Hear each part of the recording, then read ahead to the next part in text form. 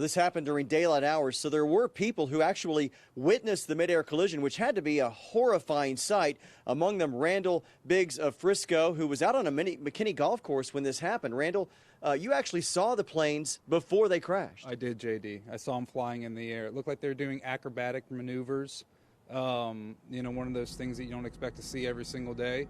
It looked like one of them was in a little bit too steep of a descent. While further examination, it looked like one of the wings had been clipped off.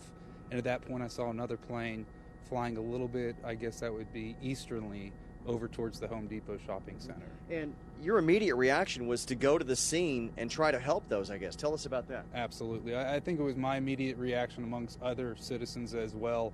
When I got to the scene, there was probably about 10 gentlemen that were already at the storage unit, had gathered fire extinguishers, and we were working furiously to try to put out the fire at that point. And you were able to actually get up close to the wreckage and try to help anybody who might have survived. Absolutely. All the citizens of McKinney jumped in. We basically scaled about a 10-foot wall that was surrounding the storage unit in order to get back into and to have access to the plane. Luckily, we got there. The back tail of the plane was sticking out.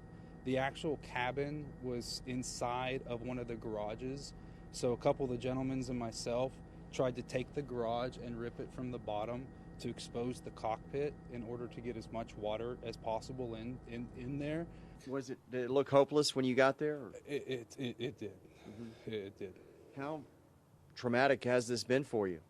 It's been very traumatic. I mean, you think about it, it's the last day of the year. My buddies and I are out enjoying a nice game of golf. There's 2 pilots out enjoying a nice flight. They're thinking, hey, it's a beautiful December day. What are you going to do on the last day of the new year? And they were just enjoying themselves, just as we were. Well, obviously, it's going to be difficult to get those traumatic images out of your mind. Thank you so much, Randall, for speaking with us. Obviously, witnesses are going to be a very important part of this investigation as authorities now try to determine what happened before this midair collision.